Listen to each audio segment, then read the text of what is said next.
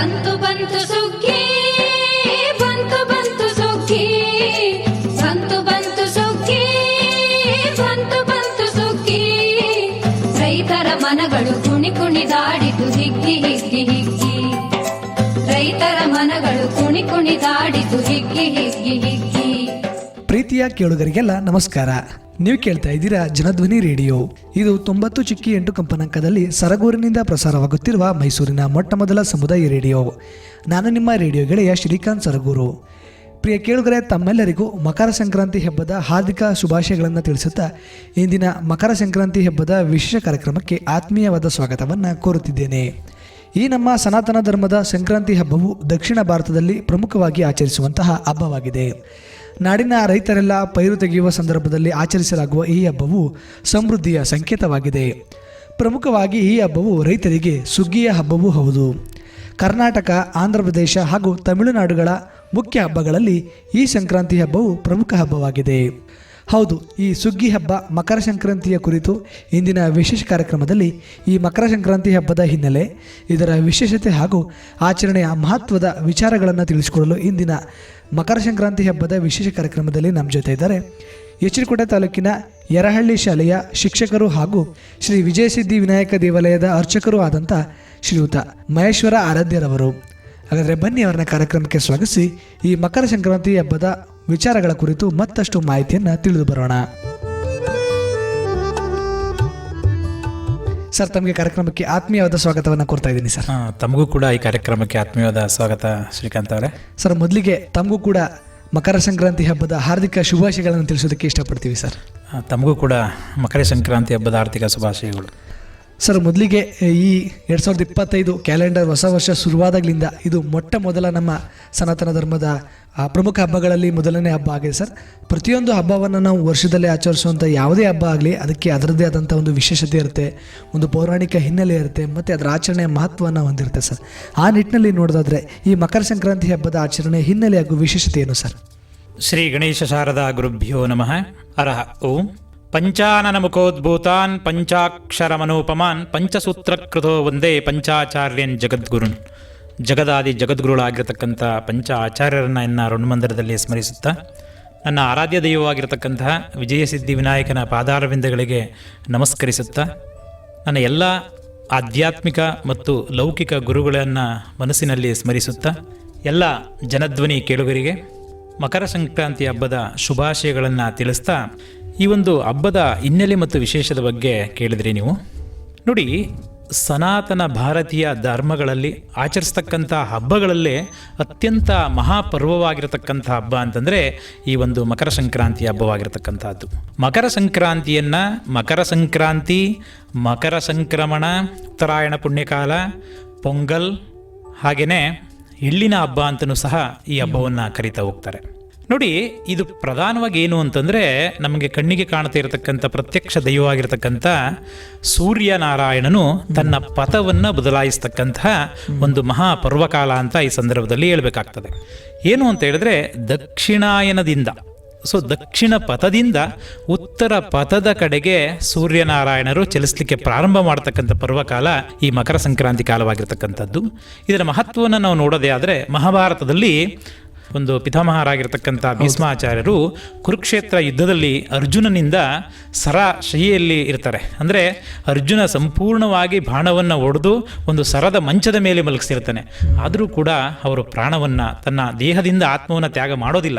ಯಾಕೆ ಅಂತ ಹೇಳಿದ್ರೆ, ಅವರು ಉತ್ತರಾಯಣ ಪುಣ್ಯಕಾಲವನ್ನೇ ಕಾಯ್ತಾ ಇರ್ತಾರೆ. ಆ ಉತ್ತರಾಯಣ ಪುಣ್ಯಕಾಲದಲ್ಲೇ ಕೂಡ ಅವ್ರು ಏನು ಮಾಡ್ತಾರೆ, ತನ್ನ ಪ್ರಾಣವನ್ನು ತ್ಯಾಗವನ್ನು ಮಾಡ್ತಾರೆ. ಅಂಥ ಮಹಾಮಹಿಮ ಭೀಷ್ಮರೇ ಆ ಒಂದು ದಿನಕ್ಕೋಸ್ಕರ ಕಾದರು ಅಂತಂದರೆ, ಈ ಒಂದು ಸಂಕ್ರಾಂತಿ ಈ ಒಂದು ಪರ್ವ ಎಷ್ಟು ಅದ್ಭುತವಾಗಿದೆ ಮತ್ತು ಎಷ್ಟು ಪ್ರಾಮುಖ್ಯತೆಯನ್ನು ಇದೆ ಅನ್ನೋದನ್ನು ನಾವು ಅರ್ಥ ಮಾಡ್ಕೋಬೇಕಾಗ್ತದೆ. ಮತ್ತೊಂದು, ಭಗೀರಥ ತನ್ನ ವಂಶಜರ ಸದ್ಗತಿಗೋಸ್ಕರ ದೇವಗಂಗೆಯನ್ನು ಭೂಲೋಕಕ್ಕೆ ಇಳಿಸಿದಂಥ ದಿನ ಈ ಒಂದು ಸಂಕ್ರಾಂತಿ ಅಥವಾ ಉತ್ತರಾಯಣ ಪುಣ್ಯಕಾಲವಾಗಿರತಕ್ಕಂಥದ್ದು. ಹಾಗೆಯೇ ಮಹಿಷಿಯನ್ನು ಮರ್ದನವನ್ನು ಮಾಡಿದಂತಹ ಹರಿಯರ ಪುತ್ರನಾಗಿರ್ತಕ್ಕಂಥ ಅಯ್ಯಪ್ಪ ಸ್ವಾಮಿ, ಮಣಿಕಂಠ ಸ್ವಾಮಿ ಈ ಒಂದು ದಿನ ಪ್ರಪಂಚದ ಎಲ್ಲ ಜನರಿಗೆ ಜ್ಯೋತಿಯ ರೂಪದಲ್ಲಿ ದರ್ಶನವನ್ನು ಕೊಡ್ತಾರೆ. ಅದನ್ನೇ ನಾವು ಮಕರ ಜ್ಯೋತಿ ಅಂತೇಳಿ ಕರೀತಾ ಹೋಗ್ತೀವಿ. ಇದಿಷ್ಟು ಈ ಒಂದು ಹಬ್ಬದ ಆಚರಣೆ ಹಿನ್ನೆಲೆ, ಒಂದು ಮಹತ್ವ ಮತ್ತು ವಿಶೇಷತೆಯನ್ನು ಕೂಡಿರ್ತಕ್ಕಂಥದ್ದು. ಸರ್ ಹಾಗೆಯೇ ಈ ಮಕರ ಸಂಕ್ರಾಂತಿ ಹಬ್ಬ ರೈತರಿಗೆ ಒಂದು ಸುಗ್ಗಿ ಹಬ್ಬ ರೀತಿ ಸರ್. ಹಾಗಿದ್ರೆ ಈ ಸುಗ್ಗಿ ಹಬ್ಬವನ್ನು ಹೇಗೆಲ್ಲ ಅನಾದಿ ಕಾಲದಿಂದ ಆಚರಿಸ್ಕೊಂಡು ಬರಲಾಗ್ತಿದೆ ಸರ್, ಅದರಲ್ಲೂ ರೈತ ವರ್ಗ ಈ ಹಬ್ಬವನ್ನು ಯಾವ ರೀತಿ ಆಚರಿಸ್ಕೊಂಡು ಬರಲಾಗ್ತಿದೆ ಸರ್? ನೋಡಿ, ಅನ್ನದಾತ ಅಂತ ಏನು ಕರಿತೀವಿ ರೈತರಿಗೆ ನಿಜಕ್ಕೂ ಕೂಡ ಈ ಒಂದು ಸುಗ್ಗಿ ಹಬ್ಬ ಸಂಭ್ರಮದ ಹಬ್ಬವೇ ಸರಿ. ಯಾಕೆ ಅಂತ ಹೇಳಿದ್ರೆ ವರ್ಷದ ಕೂಳನ್ನು ಕೊಟ್ಟಂತಹ ಭೂಮಿ ತಾಯಿಗೆ, ಗೋಮಾತೆಗೆ ಮತ್ತು ಎಲ್ಲ ಕೃಷಿ ಉಪಕರಣಗಳಿಗೆ ಒಂದು ಕೃತಜ್ಞತಾ ಪೂರ್ವಕವಾಗಿ ಈ ಒಂದು ಸುಗ್ಗಿ ಹಬ್ಬವನ್ನು ಆಚರಿಸ್ಕೊಂಡು ಬಂದಿರತಕ್ಕಂಥದ್ದು. ಯಾವ ರೀತಿ ಆಚರಣೆಯನ್ನು ಮಾಡ್ತಾರೆ ಅಂತ ಹೇಳಿದ್ರೆ, ಇದು ಫಸಲು ಬಂದಿರತಕ್ಕಂಥದ್ದು, ಸುಗ್ಗಿ ಬಂದಿರತಕ್ಕಂಥ ಕಾಲ. ಈ ಕಾಲದಲ್ಲಿ ನಾವು ಹಳ್ಳಿಗಳ ಕಡೆ ಕಣ ಅಂತೇಳಿ ಕರಿತೀವಿ. ಆ ಕಣದಲ್ಲಿ ಎಲ್ಲ ದವಸ ಧಾನ್ಯದ ರಾಶಿಯನ್ನು ಇಟ್ಟಿರ್ತಾರೆ, ಕೃಷಿ ಉಪಕರಣಗಳನ್ನು ಇಟ್ಟಿರ್ತಾರೆ. ಅದನ್ನು ತಳಿರು ತೋರಣಗಳಿಂದ ಅಲಂಕಾರವನ್ನು ಮಾಡಿ ಮತ್ತು ಗೋಮಾತೆಯನ್ನು ಗೋವನ್ನು ತೊಳೆದು ಅದಕ್ಕೆ ಸಿಂಗಾರವನ್ನು ಮಾಡಿ ಅದಾದ ನಂತರದಲ್ಲಿ ಏನು ಮಾಡ್ತಾರೆ, ಈ ಒಂದು ಪೊಂಗಲ್ ಈ ಕಡೆ ಏನಂತಾರೆ ಈ ತಳಿಗೆ ಮಾಡೋದು ಅಂತ ಕರೀತಾರೆ, ಹೆಚ್ಚು ಮಾಡೋದು ಅಂತ ಕರೀತಾರೆ. ಆ ದಿನ ಏನು ಮಾಡ್ತಾರೆ, ಈ ಒಂದು ಹಸಿರುಬೇಳೆ, ಬೆಲ್ಲ ಇವೆಲ್ಲವನ್ನು ಬಳಸಿ ಪೊಂಗಲನ್ನು ಮಾಡಿ ಅದರ ನೈವೇದ್ಯವನ್ನು ಭಗವಂತನಿಗೆ ಮಾಡಿ ಮತ್ತೆ ಆ ರಾಶಿಯಲ್ಲಿ ಸ್ವಲ್ಪ ದಾನವನ್ನು ಮಾಡ್ತಾರೆ. ಅಂದರೆ ಸತ್ಪಾತ್ರರಿಗೆ, ಒಳ್ಳೆಯ ವ್ಯಕ್ತಿಗಳಿಗೆ ಮತ್ತು ನಿರ್ಗತರಿಗೆ ಸ್ವಲ್ಪ ದಾನವನ್ನು ಕೊಡ್ತಕ್ಕಂಥದ್ದು ಈ ರೀತಿ ಆಚರಣೆಯನ್ನು ಮಾಡ್ಕೊಂಡು ಬರ್ತಾರೆ. ಅದಾದ ನಂತರ ಆ ಹಸುಗಳಿಗೆ, ಎತ್ತುಗಳಿಗೆ ಕಿಚ್ಚನ್ನು ಹಾಯಿಸ್ತಾರೆ. ಅಂದರೆ ಪೀಡ ಪರಿಹಾರಾರ್ಥವಾಗಿ ಹಸು ಮತ್ತು ಎತ್ತುಗಳ ಕಿಚ್ಚನ್ನು ಹಾಯಿಸಿದ ಮೇಲೆ ಮತ್ತೊಂದು ಸಂಪ್ರದಾಯ ಏನು ಅಂತಂದರೆ, ಅವರ ಮನೆಯಲ್ಲಿ ಮಕ್ಕಳಿತ್ತು ಅಂತಂದರೆ ಆ ಮಕ್ಕಳಿಗೆ ಎಳ್ಳು ಮತ್ತು ಬದರಿ ಫಲ ಅಂತ ಕರಿತೀವಿ. ಏನು ಬದರಿ ಫಲ ಅಂತಂದರೆ ಎಳ್ಚಿ ಹಣ್ಣು. ಎಳ್ಚಿ ಹಣ್ಣು ಮತ್ತು ಎಳ್ಳನ್ನು ಆ ಮಕ್ಕಳ ಮೇಲೆ ಸುರಿದು ಏನಕ್ಕೆ ಸುರಿತಾರೆ ಅಂತಂದರೆ ಆ ಪೀಡ ಪರಿಹಾರಾರ್ಥವಾಗಿ ಮಾಡ್ತಕ್ಕಂಥದ್ದು. ಯಾವುದೇ ರೀತಿ ನೆಗೆಟಿವ್ ಎನರ್ಜಿ ಮಕ್ಕಳಿಗೆ ಏನು ಮಾಡಬಾರ್ದು ಅಂತೇಳಿ ಆ ಎಳ್ಚಿ ಹಣ್ಣು ಮತ್ತು ಎಳ್ಳನ್ನು ಸುರಿದು ಆರತಿಯನ್ನು ಎತ್ತತಕ್ಕಂಥ ಪದ್ಧತಿ ಇದೆ. ಮತ್ತು ಇನ್ನು ಈ ಜಮೀನ್ದಾರ್ಗಳು ಅವರೆಲ್ಲ ಏನು ಮಾಡ್ತಾಯಿದ್ರು ಅಂತಂದರೆ, ಒಂದು ಜ್ಯೋತಿಷ್ಯರನ್ನು, ಪುರೋಹಿತರನ್ನು ಮನೆಗೆ ಕರೆಸಿ ಏನು ಮಾಡ್ತಾಯಿದ್ರು ಅಂತಂದರೆ ಈ ಒಂದು ಮಕರ ಸಂಕ್ರಾಂತಿಯ ಫಲವನ್ನು ಶ್ರವಣವನ್ನು ಮಾಡ್ತಾಯಿದ್ರು. ಇದು ಅನಾದಿ ಕಾಲದಿಂದಲೂ ಮತ್ತು ಈಗಲೂ ಕೂಡ ಆಚರಣೆಯಲ್ಲಿರ್ತಕ್ಕಂಥ ವಿಶೇಷವಾದಂಥ ಆಚರಣಾ ವಿಧಾನ ಅಂತ ಹೇಳ್ಬೋದು. ಸರ್, ಈ ಮಕರ ಸಂಕ್ರಾಂತಿ ಹಬ್ಬದವನ್ನು ತಮಿಳುನಾಡಲ್ಲಿ ಪೊಂಗಲ್ ಎಂದೇ ವಿಶೇಷವಾಗಿ ಆಚರಣೆ ಮಾಡ್ತಾರೆ ಸರ್. ಜೊತೆಗೆ ಸರ್ ಇದು ಧನುರ್ಮಾಸ ಕಾಲ ಆಗಿರೋದ್ರಿಂದ ಸರ್ ಈ ಸಮಯದಲ್ಲಿ ಹೆಚ್ಚಾಗಿ ಪೊಂಗಲನ್ನು ಮಾಡಿ ದೇವರಿಗೆ ನೈವೇದ್ಯ ಮಾಡೋದಾಗಿರ್ಬೋದು, ಪ್ರಸಾದವನ್ನು ನೀಡುವಂಥದ್ದು ವಿಶೇಷತೆ ಸರ್. ಈ ಸಮಯದಲ್ಲಿ ಈ ಪದಾರ್ಥವನ್ನು ಮಾಡೋಂಥ ಪ್ರಾಮುಖ್ಯತೆ ಏನು ಸರ್? ನೋಡಿ, ಈಗ ಧನುರ್ಮಾಸದಲ್ಲಿ ಸಂಪೂರ್ಣವಾಗಿ ನಾವು ಈ ಪೊಂಗಲನ್ನೇ ಮಾಡ್ತಿರ್ತಕ್ಕಂಥದ್ದು. ಅಲ್ಲಿ ಬಳಸ್ತಕ್ಕಂಥ ಹಸಿರುಬೇಳೆ ಆಗಿರ್ಬೋದು, ಬೆಲ್ಲ ಆಗಿರ್ಬೋದು, ಇವೆಲ್ಲ ಏನು ಅಂತಂದರೆ ಈ ಒಂದು ಋತುವಿಗೆ, ಈಗ ಚಳಿಯ ಒಂದು ಋತು ಇರ್ತದಲ್ಲ, ಈ ಋತುವಿಗೆ ಏನಾಗಿರ್ತದೆ, ನಮ್ಮ ದೇಹ ಒಂದು ಉಷ್ಣಾಂಶವನ್ನು, ಅದನ್ನು ಕಡಿಮೆ ಮಾಡ್ಕೊಂಡಿರ್ತದೆ ಮತ್ತು ಎಣ್ಣೆ ಅಂಶವನ್ನು ಕಡಿಮೆ ಮಾಡ್ಕೊಂಡಿರ್ತದೆ. ಈ ಪದಾರ್ಥಗಳು ಅದರಲ್ಲಿ ಮತ್ತೆ ನಾವು ನೆಕ್ಸ್ಟ್ ಬಳಸ್ತೀವಿ ಎಳ್ಳು ಮತ್ತು ಎಳ್ಳು ಬೀರೋದೆಲ್ಲ, ಇವೆಲ್ಲ ಪದಾರ್ಥಗಳು ಏನು ಮಾಡ್ತೇವೆ ಆರೋಗ್ಯಕ್ಕೆ ಪೂರಕವಾಗಿರೋದ್ರಿಂದ ಈ ಒಂದು ಮತ್ತೆ ಈ ಧನುರ್ಮಾಸದ ಏನು ಒಂದು ಬ್ರಾಹ್ಮಿ ಮುಹೂರ್ತದಲ್ಲಿ ಭಗವಂತನಿಗೆ ಪೂಜೆಯನ್ನು ಸಲ್ಲಿಸ್ತಾರೋ ಅಲ್ಲಿ ಮಾಡ್ತಕ್ಕಂಥ ಒಂದು ಪೊಂಗಲಿಗೆ ಇದು ಒಂದು ಕೊನೆಯದಾಗಿ ಮಂಗಳವನ್ನು ಆಡ್ತಕ್ಕಂಥ ಒಂದು ವಿಶೇಷವಾಗಿರ್ತಕ್ಕಂಥ ಒಂದು ಪೊಂಗಲ್ ಮಾಡ್ತಕ್ಕಂಥದ್ದು ಇರತಕ್ಕಂಥ ವಿಚಾರ.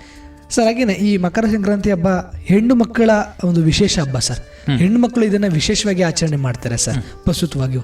ಹಾಗೇನೆ ಪೌರಾಣಿಕವಾಗಿ ಏನಾದರೂ ಹಿನ್ನೆಲೆ ಉಂಟಾ ಈ ಹೆಣ್ಣು ಮಕ್ಕಳು ಈ ಹಬ್ಬವನ್ನು ಆಚರಣೆ ಮಾಡಲಿ? ನಮ್ಮ ಎಲ್ಲ ಹಬ್ಬಗಳಲ್ಲೂ ಕೂಡ ಪುರುಷ ಮತ್ತು ಸ್ತ್ರೀಗೆ ಎಲ್ಲರಿಗೂ ಕೂಡ ಅವಕಾಶಗಳಿರ್ತಕ್ಕಂಥದ್ದು. ಯಾಕೆ ಹೆಣ್ಣು ಮಕ್ಕಳ ಹಬ್ಬ ಅಂತ ಕರಿತೀವಿ ಅಂತಂದರೆ ಆ ಹೆಣ್ಣು ಮಕ್ಕಳು ತೊಡಗಿಕೊಳ್ತಕ್ಕಂಥದ್ದು ಜಾಸ್ತಿ ಇರುತ್ತೆ. ಹೌದು. ಈಗ ನೋಡಿ, ಪೊಂಗಲ್ ಅಂತಂದರೆ ಅದು ಪದಸ ಅರ್ಥವನ್ನು ನಾವು ನೋಡಿದಾಗ ಉಕ್ಕುವುದು ಅಂತಕ್ಕಂಥ ಅರ್ಥವನ್ನು ಕೊಡುತ್ತೆ. ಈ ತಮಿಳಿನೆಲ್ಲ ಪೊಂಗಲ್ ಅಂತ ಹೇಳಿದ್ರೆ ಏನು ಉಕ್ಕುವುದು ಅಂತ ಹೇಳಿದ್ರೆ, ಈಗ ಏನು ಮಾಡ್ತಾರೆ, ಈ ಪೊಂಗಲನ್ನೇ ಉಕ್ಕಿಸ್ತಕ್ಕಂಥದ್ದು. ಮತ್ತು ಹಾಲು ಅಂದರೆ ಗೋಮಯದಿಂದ ಒಲೆಯನ್ನು ತಾರಿಸಿ ಶುದ್ಧಿಯನ್ನು ಮಾಡಿ ಅಲ್ಲಿ ಹಾಲನ್ನು ಇಟ್ಟು ಉಕ್ಕಿಸ್ತಕ್ಕಂಥ ಪದ್ಧತಿಯೂ ಕೂಡ ಇದೆ. ಅದೇ ರೀತಿ ಪೊಂಗಲನ್ನು ಕೂಡ ಉಕ್ಕಿಸ್ತಕ್ಕಂಥ ಪದ್ಧತಿ ಇದೆ. ಯಾಕೆ ಇದು ಯಾವುದರ ಸಂಕೇತ ಅಂತಂದರೆ, ಈಗ ನೋಡಿ, ವರ್ಷದ ಆದಿಯಿಂದ ಕಷ್ಟಪಟ್ಟಂಥ ರೈತ ಆ ಒಂದು ಎಲ್ಲ ಸಿರಿಧಾನ್ಯಗಳು ಸಿಕ್ಕಿದಾಗ ಅವನು ಆನಂದ ಉಕ್ಕೋ ರೀತಿಯಲ್ಲಿ ಉಕ್ತಕ್ಕಂಥದ್ದಾಗಿರುತ್ತೆ. ಅದನ್ನು ಮಾಡ್ತಕ್ಕಂಥವ್ರು ಯಾರು? ಮಹಿಳೆಯರ ಪೊಂಗಲನ್ನು ಮಾಡ್ತಕ್ಕಂಥವ್ರು, ಹಾಲು ಉಕ್ಕರಿಸ್ತಕ್ಕಂಥವ್ರು ಮಹಿಳೆಯರಾಗಿರ್ತಕ್ಕಂಥದ್ದು. ಇನ್ನು ನೋಡಿ, ಈ ಹಬ್ಬದಲ್ಲಿ ವಿಶೇಷ ಅಂತಂದರೆ ಎಳ್ಳು ಬೆಲ್ಲ ಬಿರಿಯೋದು ಅಂತೇಳಿ ಕರೀತಾರೆ. ಅಂದರೆ ಮನೆ ಮನೆಗೂ ಕೂಡ ಹೋಗಿ ಎಳ್ಳು, ಬೆಲ್ಲ, ಕೊಬ್ಬರಿ ಮತ್ತು ಉರಿದಿರ್ತಕ್ಕಂಥ ಕಡಲೆ ಬೀಜ ಇವೆಲ್ಲವನ್ನೂ ಕೂಡ ಅವರ ಮನೆಗಳಿಗೆ ಹೋಗ್ಬಿಟ್ಟು ಎಳ್ಳು ಬೆಲ್ಲ ತಿಂದು ಒಳ್ಳೆಯ ಮಾತನಾಡಿ ಅಂತಕ್ಕಂಥ ಒಂದು ನಾಣ್ಣುಡಿಯನ್ನು, ಗಾದೆಯನ್ನು ಹೇಳಿ ಒಂದು ಸಮಾಜದ ಒಂದು ಬಾಂಧವ್ಯವನ್ನು ಬೆಸಿತಕ್ಕಂಥ ಕೆಲಸವನ್ನು ಈ ಮಹಿಳೆಯರು ಮಾಡ್ತಾ ಹೋಗ್ತಾರೆ. ಇನ್ನು ಈ ಮಕರ ಸಂಕ್ರಾಂತಿ ಹಬ್ಬದ ಇಂದಿನ ದಿನವನ್ನು ಭೋಗಿ ಹಬ್ಬ ಅಂತೇಳಿ ಕರಿತೀವಿ. ಮತ್ತು ನಂತರದ ಹಬ್ಬವನ್ನು ಕನು ಹಬ್ಬ ಅಂತೇಳಿ ಕರಿತೀವಿ. ಈ ಕನು ಹಬ್ಬದ ವಿಶೇಷತೆ ಏನು ಅಂತ ಹೇಳಿದ್ರೆ, ನೋಡಿ, ಮಕರ ಸಂಕ್ರಾಂತಿಯಲ್ಲಿ ಮಾಡಿರ್ತಕ್ಕಂಥ ವಿಶೇಷವಾದ ಭಕ್ಷ್ಯಗಳನ್ನು ಅದರ ಮಾರನೇ ದಿನ ಅದು ತಂಗಳಾಗಿರ್ತದೆ. ಆ ಅನ್ನಕ್ಕೆ ವಿವಿಧ ಬಣ್ಣಗಳಿಂದ ಕಲಸಿ ಅದನ್ನು ಮನೆಯ ಮುಂದೆ ಒಂದು ನೈವೇದ್ಯನ ಇಡ್ತಾರೆ. ಯಾರಿಗೆ ಅಂತಂದರೆ ಭೂತಗಳಿಗೆ ಬಲಿಯನ್ನು ಇಡ್ತಕ್ಕಂಥದ್ದು, ಭೂತ ಬಲಿ ಅಂತಕ್ಕಂಥವಾಗ ಕರೀತಾರೆ. ಆವಾಗ ಹೆಣ್ಮಕ್ಳು ಒಂದು ಹಾಡನ್ನು ಅಲ್ಲಿ ಹೇಳ್ತಕ್ಕಂಥ ಪದ್ಧತಿ ಇದೆ. ಕಾಗೆಗೆ ಕಲ್ಯಾಣ, ಗುಬ್ಬಚ್ಚಿಗೆ ಸೀಮಂತ ಅಂತಕ್ಕಂಥ ಕೆಲವೊಂದು ಪದಗಳನ್ನು ಉಚ್ಚಾರಣೆ ಮಾಡುವುದರ ಮೂಲಕ ಆಚರಣೆಯನ್ನು ಮಾಡ್ಕೊತ ಬರ್ತಾರೆ. ಹಾಗಾಗಿ ಬಹುತೇಕ ಹೆಣ್ಣು ಮಕ್ಕಳು ಎಲ್ಲ ಕಡೆ ಭಾಗವಹಿಸೋದ್ರಿಂದ ಇದು ಹೆಣ್ಣು ಮಕ್ಕಳ ಹಬ್ಬ ಅಂತಕ್ಕಂಥ ಒಂದು ಸಾಮಾನ್ಯವಾಗಿ ನಾವು ಅನ್ಕೋಬಹುದು. ಸರಿ, ಈಗ ತಾವು ಹೇಳಿದ್ರಿ ಹಬ್ಬದ ಆಚರಣೆಯ ವಿಧಗಳಲ್ಲಿ ಈ ಎಳ್ಳು, ಬೆಲ್ಲ, ಕೊಬ್ಬರಿ ಮತ್ತು ಕಬ್ಬನ್ನು ಅದನ್ನು ಎಳ್ಳು ಬೀರಿ ಮನೆಗಳಿಗೆ ಹೋಗಿ ಕೊಡುವಂಥದ್ದು ವಿಶೇಷ ಸರ್. ಈ ಪದಾರ್ಥಗಳನ್ನೇ ಯಾಕೆ ಕೊಡಲಾಗುತ್ತೆ ಸರ್? ಇದರ ಹಿನ್ನೆಲೆ ಏನು ಸರ್? ಅಥವಾ ಏನಾದರೂ ವೈಜ್ಞಾನಿಕ ಕಾರಣಗಳಿದೆಯಾ?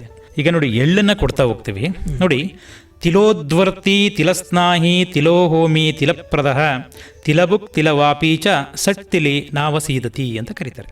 ಸೊ ಏನು ಈ ಶ್ಲೋಕದ ಅರ್ಥ ಅಂತಂದರೆ, ಒಂದು ಅನಿಷ್ಟ ಪರಿಹಾರಾರ್ಥವಾಗಿ 6 ವಿಧವಾಗಿ ಎಳ್ಳನ್ನು ಬಳಸ್ತಾ ಹೋಗ್ತೀವಿ. ಏನು 6 ವಿಧಗಳು ಅಂತಂದರೆ, ಒಂದು ಎಳ್ಳಿನ ಎಣ್ಣೆಯನ್ನು ತಲೆಗೆ ಹಚ್ಚತಕ್ಕಂಥದ್ದು, ಮತ್ತು ಎಳ್ಳೆಣ್ಣೆಯನ್ನು ಹಚ್ಚಿ ಸ್ನಾನವನ್ನು ಮಾಡ್ತಕ್ಕಂಥದ್ದು, ಮತ್ತು ಎಳ್ಳನ್ನು ತಿಂತಕ್ಕಂಥದ್ದು, ಮತ್ತು ಎಳ್ಳನ್ನು ಹೋಮದಲ್ಲಿ ಬಳಸ್ತಕ್ಕಂಥದ್ದು, ಎಳ್ಳನ್ನು ದಾನವಾಗಿ ಕೊಡ್ತಕ್ಕಂಥದ್ದು, ಮತ್ತು ಎಳ್ಳನ್ನು ಎರಚತಕ್ಕಂಥದ್ದು. ಇವು 6 ವಿಧಗಳಲ್ಲಿ ನಮಗಿರ್ತಕ್ಕಂಥ ಅನಿಷ್ಟವನ್ನು ಪರಿಹಾರಾರ್ಥವಾಗಿ ಈ ವಿಧಗಳಲ್ಲಿ ಎಳ್ಳನ್ನು ಬಳಸ್ತಾ ಹೋಗ್ತೀವಿ. ಇಲ್ಲಿ ಏನಪ್ಪ ಅಂತಂದರೆ 3 ವಿಧಕ್ಕೆ ಮಾತ್ರ ಅವಕಾಶ ಇದೆ. ಯಾಕಂತಂದರೆ ನಾವು ಸಂಕ್ರಮಣ ಕಾಲದಲ್ಲಿ ಅಭ್ಯಂಗನ ಸ್ನಾನಕ್ಕಿಂತ, ಅಭ್ಯಂಗನ ಸ್ನಾನ ಅಂದರೆ ಎಣ್ಣೆ ಹಚ್ಚಿಕೊಂಡು ಸ್ನಾನ ಮಾಡೋದು, ಅದಕ್ಕಿಂತ ತೀರ್ಥ ಸ್ನಾನ ಶ್ರೇಷ್ಠವಾಗಿರ್ತಕ್ಕಂಥದ್ದು. ಹಾಗಾಗಿ ಇಲ್ಲಿ ಎಳ್ಳನ್ನು ತಿನ್ನಬಹುದು, ಮತ್ತು ಎಳ್ಳನ್ನು ದಾನವನ್ನು ಕೊಡ್ಬೋದು, ಮತ್ತು ತರ್ಪಣ ಹೋಮವನ್ನು ಮಾಡ್ಬೋದು. ಈ 3 ವಿಧದಲ್ಲಿ ಎಳ್ಳನ್ನು ಬಳಸಬೇಕಾಗತ್ತೆ. ಸೊ ಇಲ್ಲಿ ಎಳ್ಳಿನ ದಾನ ಅಂತಕ್ಕಂಥದ್ದು ಭಾಳ ವಿಶೇಷವಾಗಿರ್ತಕ್ಕಂಥದ್ದು. ಎಳ್ಳಿಗೆ ಒಂದು ವಿಶೇಷವಾದ ಶಕ್ತಿ ಇದೆ ಶ್ರೀಕಾಂತ್ ಅವರು. ಏನು ಅಂತಂದರೆ ನೋಡಿ, ನೀವು ಹೋಮಕ್ಕೆ ಎಳ್ಳನ್ನು ಹಾಕ್ತೀರಿ. ಈಗ ಗಣಪತಿಯನ್ನು ಒಂದು ಹೋಮವನ್ನು ಮಾಡಬೇಕಾದ್ರೆ ಗಂ ಗಣಪತಿಯ ಸ್ವಾಹಾಹ ಅಂತೇಳಿ ಕೊಟ್ಟಾಗ ಆ ಒಂದು ಎಳ್ಳೇನಾಗುತ್ತೆ, ಗಣಪತಿಗೆ ಪ್ರಿಯವಾಗಿರತಕ್ಕಂಥ ಆಹಾರವಾಗಿ ಪರಿವರ್ತನವಾಗಿ ಭಗವಂತನಿಗೆ ಸೇರುತ್ತೆ. ಆಯ್ತಾ? ಸೊ ನಿಮ್ಮ ಪಿತೃದೇವತೆಗಳಿಗೆ ತರ್ಪಣವನ್ನು ಕೊಡ್ತೀರಾ, ತರ್ಪಣದಲ್ಲಿ ಎಳ್ಳನ್ನು ಬಳಸ್ತೀರಾ, ಅದು ಅವರಿಗೆ ಪ್ರಿಯವಾದ ಆಹಾರವಾಗಿ ಪರಿವರ್ತನೆ ಆಗ್ತಕ್ಕಂಥ ಗುಣ ಹೊಂದಿರತಕ್ಕಂಥದ್ದು ಎಳ್ಳು. ಮತ್ತು ಈಗ ಸಂಕ್ರಾಂತಿಯಲ್ಲಿ ಯಾಕೆ ಎಳ್ಳು ಅಂತಂದರೆ, ನಾನು ಅವಾಗಲೇ ಹೇಳಿದಾಗ ಏನಾಗುತ್ತೆ, ಈಗ ಒಂದು ಚಳಿಯ ವಾತಾವರಣದಿಂದಲೇ ಒಂದು ಎಣ್ಣೆ ಅಂಶವನ್ನು ದೇಹ ಕಳ್ಕೊಂಡಿರ್ತದೆ. ಹಾಗಾಗಿ ಇಲ್ಲಿ ಮೇಯ್ನು ಈ ಒಂದು ಎಳ್ಳು ಬೆಲ್ಲವನ್ನು ಕೊಡ್ತಕ್ಕಂಥ ಪ್ರಧಾನ ಉದ್ದೇಶನೇ ಇಷ್ಟು. ಏನು ಅಂತಂದ್ರೆ ಎಳ್ಳನ್ನ ದಾನವನ್ನು ಮಾಡ್ತಕ್ಕಂಥದ್ದು. ಬರೀ ಎಳ್ಳನ್ನೇ ತಿಂದ್ರೆ ಏನಾಗುತ್ತೆ ಹೇಳಿ, ಪಿತ್ತ ಜಾಸ್ತಿ ಆಗುತ್ತೆ. ಹಾಗಾಗಿ ಎಣ್ಣೆ ಅಂಶಗಳು ಜಾಸ್ತಿ ಇರತಕ್ಕಂಥ ಕಡಲೆ ಬೀಜ, ಕೊಬ್ಬರಿ, ಎಳ್ಳು ಇವೆಲ್ಲವನ್ನು ಮಿಶ್ರವನ್ನ ಮಾಡಿ ಜೊತೆಗೆ ಕಬ್ಬನ್ನು ಕೂಡ ಕೊಡ್ತಕ್ಕಂಥ ಪದ್ಧತಿ ಈ ಒಂದು ಹಬ್ಬದಲ್ಲಿ ಜಾರಿಯಲ್ಲಿದೆ ಶ್ರೀಕಾಂತ್. ಸರ್, ಈಗ ತಾವು ಕಾರ್ಯಕ್ರಮದ ಆರಂಭದಲ್ಲಿ ಹೇಳಿದ್ರಿ, ಇದು ರೈತರಿಗೆ ಒಂದು ಸುಗ್ಗಿ ಹಬ್ಬವಾಗಿ ಆಚರಣೆ ಮಾಡೋ ಸಮಯದಲ್ಲಿ ಸರ್ ಎತ್ತುಗಳನ್ನು ಅಥವಾ ಹಸುಗಳನ್ನು ಕಿಚ್ಚು ಹಾಯಿಸೋ ಮುಖಾಂತರ ಆ ಹಬ್ಬವನ್ನು ವಿಶೇಷವಾಗಿ ಆಚರಣೆ ಮಾಡಲಾಗುತ್ತೆ ಸರ್. ಇದ್ರ ವಿಶೇಷತೆ ಏನು ಸರ್, ಹಸುಗಳನ್ನು ಕಿಚ್ಚು ಹಾಯಿಸುವಂಥದ್ದು? ನೋಡಿ, ಅಷ್ಟಮಂಗಳ ವಸ್ತುಗಳಲ್ಲಿ ಅತ್ಯಂತ ಪ್ರಧಾನವಾಗಿರ್ತಕ್ಕಂಥದ್ದು ಗೋಮಾತೆ. ಸೊ ಗೋಮಾತೆಯ ದರ್ಶನ, ಸ್ಪರ್ಶನ, ಪ್ರದಕ್ಷಿಣೆಯಿಂದನೇ ನಮ್ಮ ಅನಿಷ್ಟಗಳೆಲ್ಲ ನಿವಾರಣವಾಗಿ ಸುಭಿಕ್ಷೆ ಉಂಟಾಗುತ್ತೆ, ಇಷ್ಟಾರ್ಥ ಸಿದ್ಧಿ ಉಂಟಾಗ್ತಕ್ಕಂಥದ್ದು. ನೋಡಿ, ಗವಮಂಗೇಶು ತಿಷ್ಟಂತಿ ಭುವನಾನಿ ಚತುರ್ದಶ ಜಿಹ್ವಾಯಂ ತು ಸರಸ್ವತಿ ಗೋಮಯೇ ಪದ್ಮಧಾರಿಣಿ ಚಂದ್ರಾದಿತ್ಯೋತೋ ಲೋಚನೆ. ಅಂದರೆ ಈ ಶ್ಲೋಕ ಏನು ಹೇಳುತ್ತೆ ಅಂತಂದರೆ, ಗವಮಂಗೇಶು ತಿಷ್ಟಂತಿ ಭುವನಾನಿ ಚತುರ್ದಶ ಅಂದರೆ ಹಸುವಿನ ದೇಹದಲ್ಲಿ, ಹಸುವಿನ ಅವಯವಗಳಲ್ಲಿ 14 ಲೋಕಗಳಿದೆ. ಊರ್ಧ್ವಮುಖವಾಗಿ 7 ಲೋಕಗಳು, ಅಧೋಮುಖವಾಗಿ 7 ಲೋಕಗಳು, 14 ಲೋಕಗಳು ಹಸುವಿನಲ್ಲಿ ಇರ್ತಕ್ಕಂಥದ್ದು. ಮತ್ತು ಜಿಹ್ವಾಯಂತೂ ಸರಸ್ವತಿ, ನಾಲಿಗೆಯಲ್ಲಿ ಸರಸ್ವತಿ ಇರತಕ್ಕಂಥದ್ದು. ಗೋಮಯೇ ಪದ್ಮಧಾರಿಣಿ ಅಂದರೆ ಒಂದು ಏನು ಸಗಣಿ ಅಂತ ನಾವು ಕರಿತೀವಲ್ಲ ಗೋಮಯ, ಅದರಲ್ಲಿ ಲಕ್ಷ್ಮಿ ವಾಸವಾಗಿರ್ತಕ್ಕಂಥದ್ದು. ಹಾಗೆಯೇ ಚಂದ್ರಾದಿತ್ಯೋತು ಲೋಚನೆ, 2 ಕಣ್ಣುಗಳಲ್ಲಿ 2 ಸೂರ್ಯಚಂದ್ರರಿರತಕ್ಕಂಥದ್ದು, ಅದರ 2 ಕೊಂಬುಗಳು ಉತ್ತರಾಯಣ ಮತ್ತು ದಕ್ಷಿಣಾಯಣದ ಸಂಕೇತವಾಗಿರ್ತಕ್ಕಂಥದ್ದು. ಇಷ್ಟು ಮಂಗಳಪ್ರದವಾಗಿರ್ತಕ್ಕಂಥ ಹಸುವನ್ನು ಅನಾದಿ ಕಾಲದಿಂದಲೂ ಕೂಡ ನಾವು ಪೂಜೆ ಮಾಡ್ಕೊಂಡು ಬಂದಿದ್ದೀವಿ. ನೋಡಿ, ನಾವು ತಾಯಿಯಂತಹ ಗೋವು ಅಂತ ಕರೆಯಲ್ಲ, ಉಪಮಾಲಂಕಾರದಲ್ಲಿ ಬಳಸೋಲ್ಲ, ಗೋಮಾತೆ ರೂಪಕಾಲಂಕಾರದಲ್ಲಿ ಬಳಸ್ತೀವಿ. ಹಸುವಿನೇ ತಾಯಿ ನಮಗೆ, ಯಾಕಂತಂದ್ರೆ ತಾಯಿ ಎದೆ ಹಾಲು ಕೊಡ್ತಾಳೆ ಅನ್ನೋದನ್ನು ಬಿಟ್ಟರೆ ನಾವು ಕೊನೆಯ ಜೀವನದ ಅಂತ್ಯದವರೆಗೂ ಕೂಡ ಎಲ್ಲವನ್ನು ತಾಯಿ ಥರ ಪೋಷಣೆ ಮಾಡ್ತಕ್ಕಂಥವಳು ಗೋಮಾತೆಯೇ. ಹಾಲನ್ನು ಕುಡಿತೀವಿ, ಮೊಸರನ್ನು ಬಳಸ್ತೀವಿ, ತುಪ್ಪ, ಬೆಣ್ಣೆ ಎಲ್ಲವನ್ನು ಕೂಡ ನಾವು ಬಳಸ್ತಾ ಹೋಗ್ತೀವಿ. ಇಲ್ಲಿ ಕೃಷಿಕರಿಗೆ ಒಂದು ಜೊತೆಯಲ್ಲೇ ಒಂದು ಸಹಕಾರಿಯಾಗಿದ್ದಂಥ ಕೃಷಿ ಚಟುವಟಿಕೆಗಳಿಗೆ ಗೋಮಾತೆಗೆ ಏನಕ್ಕೆ ಕಿಚ್ಚಾಯಿಸ್ತಾರೆ ಅಂತಂದರೆ, ಪೀಡ ಪರಿಹಾರಾರ್ಥವಾಗಿ, ಅಂದರೆ ಅವುಗಳಿಗೆ ಯಾವುದೇ ರೀತಿಯ ಪೀಡೆ ಬರಬಾರ್ದು. ಈಗ ನೋಡಿ, ಹೊರಗಡೆ ಹೋಗ್ತಾ ಇರ್ತೇವೆ ಹಸುಗಳು ಮೇಯ್ಲಿಕ್ಕೆ, ಮತ್ತೊಂದು ಈ ಋಣಾತ್ಮಕ ಶಕ್ತಿ ಅಂತ ನಾವು ಕರಿತೀವಿ, ಅದ್ಯಾವುದು ಕೂಡ ಅದಕ್ಕೆ ತಗಲಬಾರ್ದು ಅಂತಕ್ಕಂಥ ಉದ್ದೇಶದಿಂದ ಕಿಚ್ಚನ್ನು ಹಾಯಿಸ್ತಕ್ಕಂಥದ್ದು ಬಂದಿದೆ. ಆದರೆ ಇವತ್ತು ಏನಾಗ್ತಾ ಇದೆ ಅಂತಂದರೆ, ಮೇಯ್ನು ಈ ಗೋವುಗಳನ್ನು ಒಂದು ಕೊಲ್ತಕ್ಕಂಥ ಕಾರ್ಯ ನಡೀತಾ ಇದೆ. ಸೊ ಅದು ಆಗಬಾರ್ದು. ಯಾಕಂತಂದರೆ ತಾಯಿ ರೂಪದಲ್ಲಿರ್ತಕ್ಕಂಥ ಗೋವನ್ನು ನಾವು ಪೂಜಿಸಬೇಕು. ಮತ್ತು ಇನ್ನೊಂದು ಅಂತಂದರೆ, ಈ ಸಂದರ್ಭದಲ್ಲಿ ಹೇಳಲಿಕ್ಕೆ ಇಚ್ಛಪಡ್ತೀನಿ, ಒಂದು ನಾನು ಮುಖಪಟದಲ್ಲಿ ಓದಿದಂಥ ಒಂದು ವಿಚಾರ. ಸೊ ಒಂದು ಕಸಾಯಿ ಖಾನೆ ಅಂದರೆ ಹಸುಗಳನ್ನು ಕಟ್ ಮಾಡ್ತಕ್ಕಂಥ ಖಾನೆ. ಅಲ್ಲಿ ಹಸುವನ್ನು ಕಟ್ಟಾಕಿರ್ತಾರೆ. ಅದು ಒಂದು ಕಟುಕ, ಕಸಾಯಿ ಖಾನೆಯಲ್ಲಿ ಹಸುವನ್ನು ಕಟ್ ಮಾಡ್ಕೊಂಡು ಕಟುಕ ಬರ್ತಾ ಇರ್ತಾನೆ ಅದನ್ನು ಒಂದು ಶಿರವನ್ನು ಛೇದನ ಮಾಡಲಿಕ್ಕೆ. ಹಸು ನಗುತ್ತೆ. ಅವನಿಗೆ ಆಶ್ಚರ್ಯ ಆಗುತ್ತೆ, ಇಲ್ಲ ಈ ಟೈಮಲ್ಲಿ ಅಳಬೇಕಲ್ಲ, ನೀನು ಯಾಕೆ ನಗ್ತಾ ಇದೆಯಾ ಅಂತ ಕೇಳುತ್ತೆ. ಅದಕ್ಕೆ ಹಸು ಹೇಳುತ್ತೆ, ನಾನು ಹುಟ್ಟಿದಾಗಿಂದ ಸಾಯೋವರೆಗೂ ಕೂಡ ಪರೋಪಕಾರವನ್ನೇ ನಾನು ಮಾಡ್ಕೊಂಡು ಬಂದಿದ್ದೀನಿ. ಸೊ ನಾನು ಹುಟ್ಟಿದಾಗ ಎಲ್ಲರಿಗೂ ಹಾಲು ಕೊಟ್ಟಿದ್ದೀನಿ, ಮೊಸರು ಕೊಟ್ಟಿದ್ದೀನಿ, ಬೆಣ್ಣೆ ತುಪ್ಪ ಎಲ್ಲವನ್ನೂ ಕೊಟ್ಟಿದ್ದೀನಿ. ನನ್ನ ಗೋಮಯ ಗೋಮೂತ್ರದಿಂದ ಗೊಬ್ಬರವನ್ನು ಮಾಡಿ ಕೃಷಿ ಚಟುವಟಿಕೆ ಎಲ್ಲ ಬಳಸ್ತಾರೆ. ಇಷ್ಟು ಪರೋಪಕಾರ ಮಾಡಿರ್ತಕ್ಕಂಥ ನನ್ನ ಅಂತ್ಯನೇ ಇಷ್ಟು ದುರಂತವಾಗಿರಬೇಕಾದ್ರೆ ಇನ್ನು ನಿನ್ನ ಅಂತ್ಯ ಹೇಗಿರುತ್ತೆ ಅಂತಕ್ಕಂಥದ್ದನ್ನು ನೆಲೆಸ್ಕೊಂಡು ನಾನು ನಗ್ತಾ ಇದ್ದೀನಿ ಅಂತ ಹೇಳುತ್ತೆ. ಇದು ಅಕ್ಷರಃ ಸತ್ಯವಾಗಿರ್ತಕ್ಕಂಥದ್ದು. ಹಾಗಾಗಿ ನಾವು ಸಾಧ್ಯವಾದಷ್ಟು ಗೋವನ್ನು ರಕ್ಷಣೆ ಮಾಡೋಣ ಒಬ್ಬ ಹಿಂದೂ ಧರ್ಮೀನಾಗಿ ಅಂತ ಹೇಳ್ತಾ, ಇದಿಷ್ಟು ಹಸುವಿನ ಕಿಚ್ಚಾಯಿಸಕ್ಕೆ ಸಂಬಂಧಪಟ್ಟಂಥದ್ದು, ಹಸುವಿಗೆ ಸಂಬಂಧಪಟ್ಟಂಥ ವಿಚಾರ.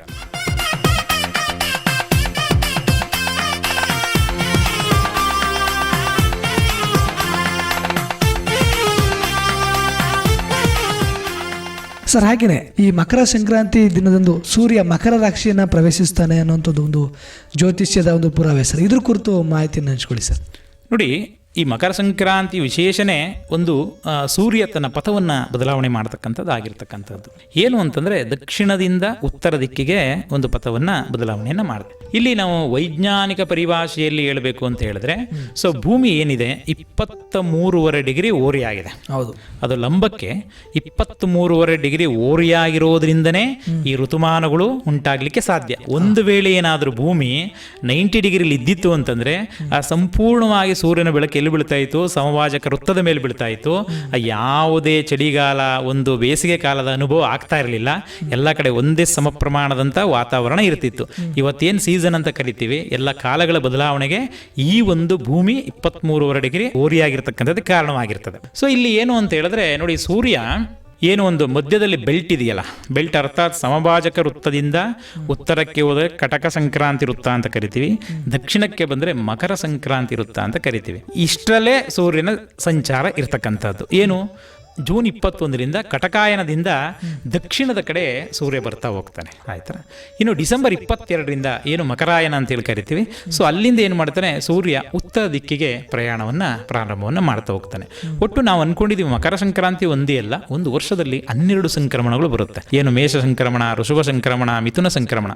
ಪ್ರತಿ ರಾಶಿಯನ್ನ ಸೂರ್ಯ ಪ್ರವೇಶ ಮಾಡಿದಂಥ ಸಮಯ ಇದೆಯಲ್ಲ, ಅದು ಸಂಕ್ರಮಣ ಕಾಲ ಅಂತ ಕರಿತೀವಿ. ಸುಮಾರು 12 ಸಂಕ್ರಮಣಗಳು ಇರ್ತಕ್ಕಂಥದ್ದು. ಅದರಲ್ಲಿ ವಿಶೇಷವಾಗಿರ್ತಕ್ಕಂಥ ಈ ಮಕರ ಸಂಕ್ರಾಂತಿ. ಜೊತೆಗೆ ವಿಷುವತ್ ಸಂಕ್ರಾಂತಿ ಅಂತೇಳಿ ನೀವು ಓದಬೇಕಾದ್ರೆ ಜಿಯೋಗ್ರಫಿ ಅದರಲ್ಲಿ ಗೊತ್ತಾಗುತ್ತೆ. ವಿಷುವ ಸಂಕ್ರಾಂತಿ ಏನು ಅಂತಂದರೆ, ಮಾರ್ಚ್ 21 ಮತ್ತು ಸೆಪ್ಟೆಂಬರ್ 23ನೇ ತಾರೀಕು ಸೂರ್ಯನ ನೇರವಾದ ಕಿರಣಗಳು ಸಮಭಾಜಕ ವೃತ್ತದ ಮೇಲೆ ಬೀಳೋದ್ರಿಂದ ಹಗಲು ಮತ್ತು ರಾತ್ರಿಗಳ ಪ್ರಮಾಣ ಒಂದೇ ಇರ್ತದೆ. ಸೊ ಹಾಗಾಗಿ ಒಂದು ವಿಷುವತ್ ಸಂಕ್ರಾಂತಿ ಅದನ್ನು ವಿಶೇಷವಾಗಿರ್ತಕ್ಕಂಥದ್ದು. ಮತ್ತು ನೋಡಿ, ನಮ್ಮ ಭಾರತದಲ್ಲಿ ಈ ಒಂದು ಕರ್ಕಾಟಕ ಸಂಕ್ರಾಂತಿ ವೃತ್ತ ಹಾದು ಹೋಗಿದೆ. ಸೊ ಅದು ಹಾದು ಹೋಗಿರೋದ್ರಿಂದ ಅದು ಆ ವೃತ್ತದ ಮೇಲೆ ಸೂರ್ಯನ ನೇರನ ಕಿರಣಗಳು ಬೀಳ್ತಕ್ಕಂಥದ್ದು ಜೂನ್ 21 ಆದ್ದರಿಂದ. ಸೊ ಇವತ್ತು ಜೂನ್ 21ನ ಒಂದು ಏನು ಅಂತಾರಾಷ್ಟ್ರೀಯ ಯೋಗ ದಿನಾಚರಣೆ, ಅದರ ಆಧಾರದ ಮೇಲೆ ಆ ದಿನಾಂಕವನ್ನು ನಿರ್ಣಯವನ್ನು ಮಾಡಿರ್ತಕ್ಕಂಥದ್ದು. ಹಾಗೆ ಇನ್ನೊಂದು ಏನು ಅಂತಂದರೆ, ಈ ಸಂಕ್ರಾಂತಿಗಳು ಆದಂಥ ಸಂದರ್ಭದಲ್ಲಿ ಮುಹೂರ್ತಗಳನ್ನು ನೋಡಿ, ಒಟ್ಟು 12 ಸಂಕ್ರಾಂತಿಗಳು ಶಾಸ್ತ್ರಕಾರರು ಬೇರೆ ಬೇರೆ ರೀತಿಯಾದಂಥ ಒಂದು ಸಮಯವನ್ನು ನಿರ್ಣಯ ಮಾಡಿದ್ದಾರೆ. ಹೇಗೆ ಅಂತಂದರೆ, ಒಂದು ಇವತ್ತು ಸಂಕ್ರಮಣ ಆಯಿತು ಅಂತಂದರೆ 16 ಗಳಿಗೆ, 1 ಗಳಿಗೆ ಅಂದರೆ 2:30 ಗಳಿಗೆ 1 ಗಂಟೆ ಆಗ್ತದೆ. 16 ಗಳಿಗೆ ಹಿಂದೆ ಮತ್ತು 16 ಗಳಿಗೆ ಮುಂದೆ ಯಾವುದೇ ಶುಭ ಕಾರ್ಯಗಳನ್ನು, ವಿವಾಹಾದಿ ಆಗಿರ್ಬೋದು, ಗೃಹ ಪ್ರವೇಶವಾಗಿರ್ಬೋದು, ಈ ಶುಭ ಕಾರ್ಯಗಳನ್ನು ನಾವು ಮಾಡುವಂತಿಲ್ಲ. ಹಾಗೆ ಬೇರೆ ಬೇರೆ ಸಂಕ್ರಾಂತಿಗೆ ಬೇರೆ ಬೇರೆ ರೀತಿಯಾದಂಥ ಕಾಲಮಾನ ಇರತಕ್ಕಂಥದ್ದು.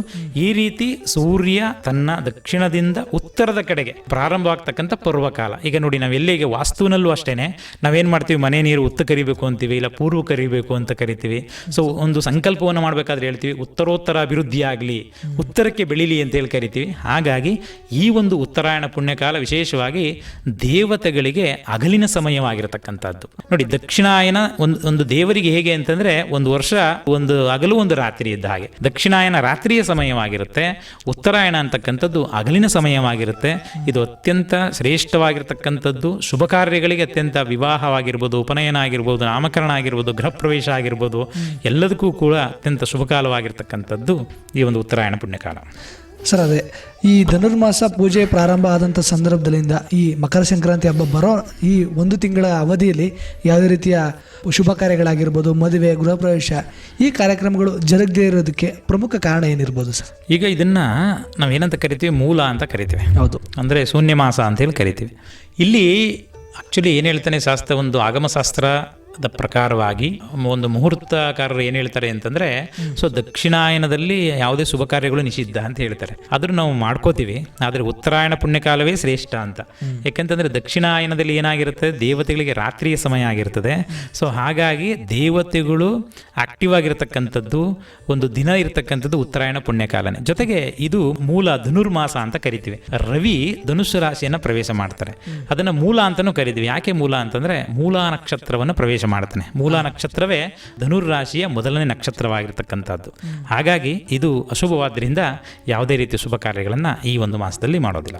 ಸರ್, ಆಗಿದೆ ಈಗ 2025ನೇ ಕ್ಯಾಲೆಂಡರ್ ವರ್ಷದ ಪ್ರಥಮ ಸನಾತನ ಧರ್ಮದ ಈ ಸಂಕ್ರಾಂತಿ ಹಬ್ಬ ಆಗಿರೋದ್ರಿಂದ ಈ ಹಬ್ಬವನ್ನು ನಾವು ಆಚರಣೆ ಮಾಡೋದ್ರಿಂದ ಅದರ ಮಹತ್ವವನ್ನು ಯಾವ ರೀತಿ ನಾವು ಅರ್ಥಕೊಂಡು ಅದರ ಆಚರಣೆಯನ್ನು ಮಾಡಬೇಕಾಗಿದೆ ಸರ್. ಒಟ್ಟಾರೆಯಾಗಿ ಈ ಮಕರ ಸಂಕ್ರಾಂತಿ ಹಬ್ಬ ಏನು ಸಂದೇಶವನ್ನು ನೀಡ್ತಾ ಇದೆ ಸರ್? ನೋಡಿ, ನಮ್ಮ ಎಲ್ಲ ಹಬ್ಬಗಳ ಹಿಂದೆ ಒಂದು ವೈಜ್ಞಾನಿಕವಾಗಿರತಕ್ಕಂತಹ ಒಂದು ಕಾರಣ ಇದೆ. ಇಲ್ಲಿ ನೋಡಿ, ನಾವು ಏನು ಒಂದು ನೈವೇದ್ಯವಾಗಿ ಒಂದು ಏನು ಪ್ರಸಾದವಾಗಿ ಬಳಸ್ತೀವಿ, ಸೊ ಅದರಲ್ಲಿ ಎಲ್ಲವೂ ಕೂಡ ಎಣ್ಣೆ ಅಂಶ ಇರತಕ್ಕಂಥದ್ದು. ಈಗ ಎಳ್ಳಾಗಿರ್ಬೋದು, ಕೊಬ್ಬರಿ ಆಗಿರ್ಬೋದು, ಮತ್ತು ಕಡಲೆ ಬೀಜ ಆಗಿರ್ಬೋದು. ನೋಡಿ, ಇವಾಗ ಏನಾಗುತ್ತೆ, ಚಳಿಯಿಂದಾಗಿ ಏನಾಗುತ್ತೆ, ನಾವು ಎಣ್ಣೆ ಅಂಶವನ್ನು ಕಳ್ಕೊಂಡು ಇಡೀ ಚರ್ಮ ಡ್ರೈ ಆಗಿರ್ತದೆ. ಸೊ ಒಂದು ಶುಷ್ಕ ರೀತಿಯಲ್ಲಿ ಇರ್ತದೆ. ಸೊ ಅದನ್ನು ನಾವು ಸೇವಿಸೋದ್ರಿಂದ ಏನಾಗುತ್ತೆ, ಸೊ ನಮ್ಮಲ್ಲಿ ಆರೋಗ್ಯ ವೃದ್ಧಿ ಆಗುತ್ತೆ. ಇದು ಒಂದು ವಿಚಾರ. ಎರಡನೇ ವಿಚಾರ ನೋಡಿ, ಎಳ್ಳು ಬೆಲ್ಲ ಬಿರಿಯೋದು ಅಂತ ಕರಿತೀವಲ್ಲ, ಸೊ ಇದೇನಾಗುತ್ತೆ, ಒಂದು ಸಮಾಜದಲ್ಲಿ ಒಂದು ಉತ್ತಮ ಬಾಂಧವ್ಯವನ್ನು, ಯಾಕೆಂದರೆ ಎಷ್ಟೋ ಜನ ಜಗಳ ಆಡ್ಕೊಂಡಿರ್ತಾರೆ. ಸೊ ಅಣ್ಣ ತಮ್ಮದೇ ದಾಯದಿಗಳಲ್ಲಿ ಮಾತಾಡಿಸ್ತಾ ಇರಲ್ಲ, ಎಷ್ಟೋ ಗೆಳೆಯರು ಮಾತಾಡಿಸ್ತಾ ಇರಲ್ಲ. ಸೊ ಇವ್ರಿಗೆ ಏನಾಗುತ್ತೆ, ಹೋಗಿ ಒಂದು ಎಳ್ಳು ಬೆಲ್ಲ ಕೊಟ್ಟು ಒಂದು ಒಳ್ಳೆ ಮಾತಾಡು ಅಂತ ಹೇಳೋದ್ರ ಮುಖಾಂತರ ಅವರ ಬಾಂಧವ್ಯವನ್ನು ಬೆಸೆತಕ್ಕಂಥ ಕೆಲಸ ಆಗ್ತಾ ಹೋಗುತ್ತೆ. ಸೊ ಅದೇ ರೀತಿ ನೋಡಿ, ನಮ್ಮ ಧರ್ಮದಲ್ಲಿ ಏನು ಅಂತಂದರೆ ಎಲ್ಲ ಪ್ರಾಣಿ ಪಕ್ಷಿಗಳನ್ನು ಪೂಜೆ ಮಾಡ್ತಕ್ಕಂಥದ್ದು ಇದೆ. ಸೊ ಗೋಗೂ ಕೂಡ ವಿಶೇಷವಾಗಿರ್ತಕ್ಕಂಥ ಪೂಜೆಯನ್ನು ನಾವು ಕೊಡ್ತಾ ಹೋಗ್ತೀವಿ. ಹಾಗೆಯೇ ಇಲ್ಲಿ ಕೆಲವೊಂದು ಏನು ಅಂತಂದರೆ ನೋಡಿ, ನೀವು ಒಂದು ಪ್ರಶ್ನೆ ನನ್ನ ಕೇಳ್ಬೋದು, ಎಲ್ಲ ಒಂದು ಈಗ ಹೇಳಿದ್ರೆ ಒಂದು ವಿಜ್ಞಾನ ಇದೆ, ವೈಚಾರಿಕತೆ ಇದೆ ಅಂತ. ಸೊ ಒಂದು ಶ್ರೀಕೃಷ್ಣ ಒಂದು ಮಾತು ಹೇಳ್ತಾನೆ, ಉತ್ತರಾಯಣ ಪುಣ್ಯಕಾಲದಲ್ಲಿ ಮರಣ ಹೊಂದಿರತಕ್ಕಂಥವರು ಸ್ವರ್ಗಕ್ಕೆ ಹೋಗ್ತಾರೆ ಅಂತೇಳಿ. ಹಾಗಾದರೆ ದಕ್ಷಿಣಾಯನದಲ್ಲಿ ಮರಣ ಹೊಂದಿರೋರೆಲ್ಲ ನರಕಕ್ಕೆ ಹೋಗ್ತಾರಾ? ಸೊ ಭೀಷ್ಮ ಅದ್ಭುತವಾದಂಥ ಮಹಾಜ್ಞಾನಿ. ಸೊ ಆ ವ್ಯಕ್ತಿ ಯಾಕೆ ಉತ್ತರಾಯಣ ಪುಣ್ಯಕಾಲಕ್ಕೋಸ್ಕರ ಕಾದ? ಈಗ ನೋಡಿ, ದ್ರೋಣಾಚಾರ್ಯರು ಮರಣವನ್ನು ಹೊಂದತಕ್ಕಂಥದ್ದು ದಕ್ಷಿಣಾಯನದಲ್ಲಿ ಮರಣ ಹೊಂದುತ್ತಾರೆ. ದಕ್ಷಿಣಾಯನದಲ್ಲಿ ಮರಣ ಹೊಂದಿದ್ರೂ ಕೂಡ ಅವರು ಸ್ವರ್ಗಕ್ಕೆ ಹೋಗ್ತಾರೆ. ಆಯ್ತಾ? ಸೊ ಇಲ್ಲಿ ಏನಾಗ್ಬಿಡ್ತದೆ, ಉತ್ತರಾಯಣದಲ್ಲಿ ಸತ್ತವರೆಲ್ಲ ಸ್ವರ್ಗಕ್ಕೆ ಹೋಗ್ಬಿಡ್ತಾರಂತೆ, ಅವ್ನು ಪಾಪಿಯಾಗಿದ್ರು ಕೂಡ ಸ್ವರ್ಗಕ್ಕೆ ಹೋಗ್ಬಿಡ್ತಾರಂತೆ ಅಂತ ಅನ್ಕೋತಾರೆ. ಅದು ತಪ್ಪು. ಸೊ ಹೊರಗಡೆ ಉತ್ತರಾಯಣವಾಗಿದ್ದರೂ ಕೂಡ ಸತ್ತಂಥ ವ್ಯಕ್ತಿ ಅವನು ಒಂದು ಪಾಪಕರ್ಮವನ್ನು ಮಾಡಿದರೆ ಅವನ ಒಳಗಡೆ ದಕ್ಷಿಣಾಯನವಾಗಿರುತ್ತೆ. ಸೊ ಒಳ್ಳೆಯ ವ್ಯಕ್ತಿ ದಕ್ಷಿಣಾಯನದಲ್ಲಿ ಸತ್ರೂ ಕೂಡ ಹೊರಗಡೆ ದಕ್ಷಿಣಾಯನ ಇದ್ದರೆ ಅವನ ಅಂತರಂಗದಲ್ಲಿ ಏನಾಗುತ್ತೆ, ಉತ್ತರಾಯಣವಾಗಿರ್ತದೆ. ಸೊ ಹಾಗಾಗಿ ಏನಪ್ಪ ಅಂದರೆ ಭೀಷ್ಮಾಚಾರ್ಯರು ಯಾಕೆ ಅಲ್ಲಿವರೆಗೆ ಕಾದರು ಅಂತಂದರೆ ಈ ಒಂದು ಮಹಾಪರ್ವದ ಮಹತ್ವ ಎಂಥದ್ದು ಅನ್ನೋದನ್ನು ಸೂಚಕವಾಗಿ ಭೀಷ್ಮಾಚಾರ್ಯರು ಈ ಒಂದು ಸಮಯಕ್ಕೋಸ್ಕರ ಕಾದರು. ಹಾಗೆಯೇ ನೋಡಿ, ಇಲ್ಲಿ ಕಬ್ಬನ್ನು ಬಳಸ್ತೀವಿ. ಕಬ್ಬಿನ ಏನಂತಂದರೆ ಜೀವನದ ಪರ್ವ ಮತ್ತು ಯೋಗ ಮಾರ್ಗದ ಪರ್ವದ ಸಂಕೇತವಾಗಿ. ಈಗ ರಾಜರಾಜೇಶ್ವರಿ ದೇವರಲ್ಲಿ ಕಬ್ಬನ್ನೇ ಇಟ್ಕೊಂಡಿರ್ತಕ್ಕಂಥದ್ದು ಇರುತ್ತೆ. ಹಾಗಾಗಿ ಇಲ್ಲಿ ಬಳಸಿರ್ತಕ್ಕಂಥ ಎಲ್ಲ ವಸ್ತುಗಳು ಕೂಡ ಒಂದು ಒಳ್ಳೆಯ ಒಂದು ಸಾತ್ವಿಕ ಗುಣವನ್ನು ಹೊಂದಿರತಕ್ಕಂಥ ವಸ್ತುಗಳನ್ನು ಇಲ್ಲಿ ನಾವು ಬಳಸ್ತಾ ಇದ್ದೀವಿ. ಹಾಗೆಯೇ ಈ ಮಹತ್ವವನ್ನು ನಾವು ನೋಡೋದಾದರೆ ನೋಡಿ, ಇಲ್ಲೇನಾಗುತ್ತೆ, ದಾನವನ್ನು ಕೊಡ್ತಕ್ಕಂಥದ್ದು. ಆಯ್ತಾ?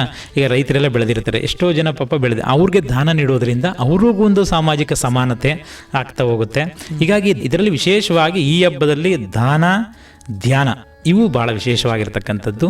ಈ ಪರ್ವಕಾಲದಲ್ಲಿ ಮಾಡ್ತಕ್ಕಂಥ ದಾನ ಧ್ಯಾನಗಳು ಅತ್ಯುತ್ತಮವಾದ ಫಲವನ್ನು ಕೊಡ್ತವೆ. ಇದಿಷ್ಟು ವಿಶೇಷವಾಗಿರ್ತಕ್ಕಂಥದ್ದು.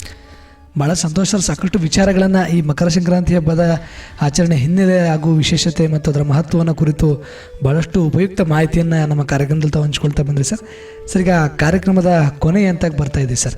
ಸರ್, ಪ್ರಸ್ತುತವಾಗಿ ನೋಡ್ತು ಅಂದರೆ ತಂತ್ರಜ್ಞಾನದ ಯುಗದಲ್ಲಿ ಹೊಸ ವರ್ಷ ಬಂತು ಅಂದರೆ ಹಳೆಯ ವರ್ಷದ ಕಹಿ ನೆನಪುಗಳನ್ನು ಬಿಟ್ಟು ಹೊಸ ವರ್ಷದಿಂದ ನಾವು ಹೊಸ ರೆಸೊಲ್ಯೂಷನ್ ಅಂದರೆ ಸಂಕಲ್ಪವನ್ನು ಮಾಡೋಣ, ಆ ಮುಂದಿನ ಭವಿಷ್ಯವನ್ನು ಜೀವನವನ್ನು ಬದಲಾಯಿಸ್ಕೊಳ್ಳೋಣ ಅನ್ನೋಂಥದ್ದು ಜನವರಿ 1ರಿಂದ ಶುರು ಮಾಡೋವಂಥದ್ದು ಈಗಿನ ಕಾಲಮಾನದಲ್ಲಿ ಸಾಮಾನ್ಯವಾಗಿಬಿಟ್ಟಿದೆ ಸರ್. ಆದರೆ ಪ್ರಸ್ತುತವಾಗಿ ನಾವು ಈ ಉತ್ತರಾಯಣ ಕಾಲ ಶುರುವಾಗೋದು ಮಕರ ಸಂಕ್ರಾಂತಿ ಹಬ್ಬದಿಂದ ನಾವು ಒಂದು ಹೊಸ ಸಂಕಲ್ಪಗಳನ್ನು ಮಾಡಿಕೊಂಡು ಯಾವ ರೀತಿಯಾದಂಥ ನಾವು ಜೀವನ ಶೈಲಿಯನ್ನು ಅಳವಡಿಸ್ಕೊಂಡ್ರೆ ನಮ್ಮ ಭವಿಷ್ಯದ ಜೀವನ ತುಂಬ ಉತ್ತಮ ಆಗಿರುತ್ತೆ ಅಂತ ಕುರಿತು ಕೊನೆಯದಾಗಿ ನಮ್ಮ ಜನಧ್ವನಿ ಕೇಳುಗರಿಗೆ ಹಾಗೂ ಸಮುದಾಯಕ್ಕೆ ತಾವೇನು ಕಿವಿ ಮಾತು ಹೇಳಕ್ಕೆ ಇಷ್ಟಪಡ್ತೀರಾ? ಖಂಡಿತ. ಅದಕ್ಕಿಂತ ಮೊದಲು ಇನ್ನೊಂದು ವಿಚಾರ ಇದೆ.